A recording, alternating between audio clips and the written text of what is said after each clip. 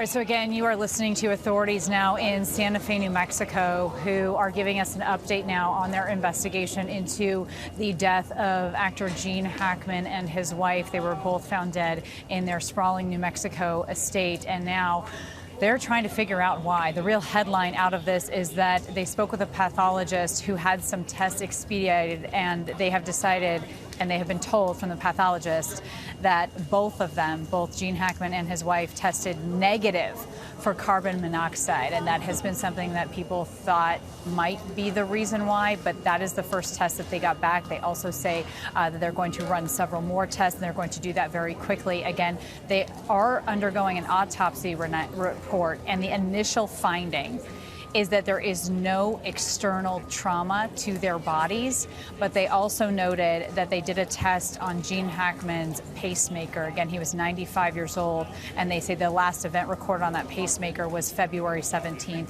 of 2025, so it was about 2 weeks ago. So this is still an active investigation. They're trying to access their phones for a timeline as well. For more on this, I do want to bring in ABC News' Alex Stone and former San Bernardino Police Chief Jared Bergwan. So, gentlemen, thank you for being here. Clearly, this press conference is still ongoing. Reporters are having an opportunity to ask some questions. But really, Alex, the thought of carbon monoxide had been looming large over this case here. And now when we hear from authorities that the pathologist says that test said they were negative for carbon monoxide. Yeah, and that's really the headline in this, adding to the mystery of what killed them. And we don't know. It seemed like the most likely scenario was going to be carbon monoxide based on 2 adults who were in the home and a dog who were all dead in the same building, but negative for carbon monoxide. The last pacemaker event, February 17th, last Monday, they had said it was probably days to weeks that he had been dead. But Kana, this adds to the mystery. They're going to do toxicology. That can take quite a while. It could be months before they have all of those results, but immediately we know no carbon monoxide. Yeah, absolutely. The questions now are swirling in this case. And Jared, I know that you also earlier had keyed in on the lack of surveillance video, or what had not been taken. And you just heard them address that they didn't have anything inside the home here. But now that they think it's not carbon monoxide, I mean, how much more important would evidence like that be?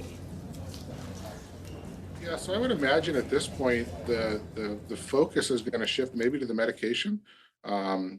If in fact carbon monoxide was not the cause of this, and I believe you said the medical examiner said preliminary test, so maybe there could be something more conclusive later on through the toxicology test. But if that is not in fact the case, then they've got to look at whatever happened that would have caused death in and around the same time where one or the other could not have called 911 or reacted to help when their partner may have fallen. I agree with Alex, it does add to the mystery. If in fact it's not carbon monoxide, you have to kind of eliminate what seems to be what would have been an obvious cause in this case. And it doesn't seem like there is anything obvious at this point, although, Alex, it is stunning, right, that those initial reports said that both of them had fallen suddenly. And a reminder to people watching that both of them were found dead in different rooms of the home, as well as a dog that was found dead inside a kennel. And then there was the other 2 dogs running around healthy. And I know, Alex, you've been looking closely at some of the items taken from this home that are helping investigators right now. You're right, and just talking about the timeline on it, the sheriff has indicated that they think that they died around the same time, but she had started to mummify, which maybe she was dead a little bit longer than only last Monday. So they're going to have to look at that. But yeah, they found blood pressure medication, their cell phones. He says they're going to begin going through that, and a monthly planner that they can start trying to put a timeline together. What were they writing in there? What were they planning to do? How long ago were they making plans? All of that will help out.